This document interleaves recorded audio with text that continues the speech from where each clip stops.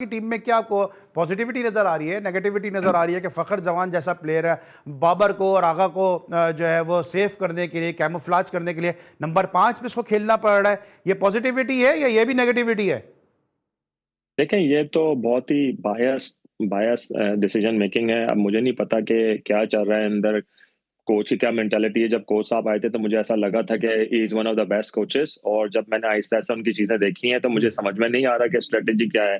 देखिए, जितने भी क्रिकेट खेले हुए होते हैं उनको उनको चीजें समझ आ जाती हैं, क्योंकि हम लोग इस सिचुएशन में बहुत दफा खेले हुए होते हैं, तो हमें पता चलता है कि सिलेक्शन किस तरह हो रही है, विकेट को देख के हो रही है। काफी डिसीजन मेकिंग गलत हुई है, पिच को गलत रीड किया गया, टीम का कॉम्बिनेशन हर मैच में डिफरेंट होता है, कभी कोई ओपन कर लेता है तो कभी फखर 3 नंबर पे खेल रहा है, 4 खेल रहा है, 5 खेल, कुछ समझ में नहीं आता। अब ये कोच की अपनी मेंटालिटी है, मगर टीम लकीली मैच जीती जा रही है तो सारी चीजें छुप जाती हैं।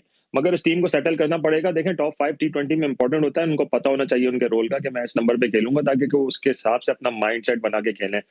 मुझे याद है मोहम्मद आमिर ने एक दफा बोला था, उसको नया बॉल की जगह सुबह के वक्त उन्होंने बोला कि नया बॉल नहीं कर रहे, तो वो बहुत अपसेट हो गया था, क्योंकि उसने पूरा अपना रात में माइंड लगाया था कि उसे नया बॉल इस तरह करना है। 2 ओवर उसने शुरू में नए बॉल से करने, फिर 2 ओवर आखिर में करने। तो एक बंदे का एक माइंड सेट होता है जो एक दिन पहले और कुछ दिनों पहले से वो बना रहा होता है मैच के लिए। तो आपको वो एक फ्लेक्सिबिलिटी प्लेयर को देनी चाहिए। आप ये नहीं कि किसी प्लेयर को, खासतौर पर फखर जमान के साथ तो बहुत ज्यादती हुई है पिछले 3-4 सालों से, हर कोचेस ने यही किया है, कुछ प्लेयरों को लेकिन लेकिन अकोमोडेट आप कह करने रहे के हैं लिए उसको ज्यादती हुई पीछे है, कर कल दिया। भी मैंने आप कह रहे हैं ज्यादती हुई है, कल भी मैंने बासित अली का स्टेटमेंट कोट किया था कि ये फखर जमान के लिए एक ब्लेसिंग सिचुएशन भी है, क्योंकि बासित अली के अल्फाज में उनके दोनों हाथों में लड्डू हैं। अगर वो फेल हो जाते हैं तो ये कह सकते हैं कि मैं तो टीम के लिए सेक्रीफाइस कर रहा था, और अगर वो रन्स कर जाते हैं तो जी मैं तो पाकिस्तान के लिए इस नंबर पे भी आके खेलने को तैयार हूं।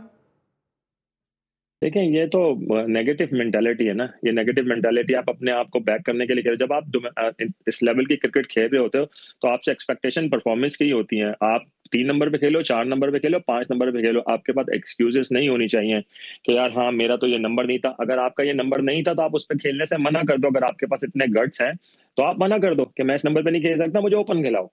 मगर हमारे प्लेयरों का भी यही प्रॉब्लम है, इनके अंदर लीडरशिप क्वालिटीज नहीं है और ये सेक्रीफाइस कर जाते हैं बहुत जल्दी, फिर उसके बाद ब्लेम गेम चल रहे होते हैं।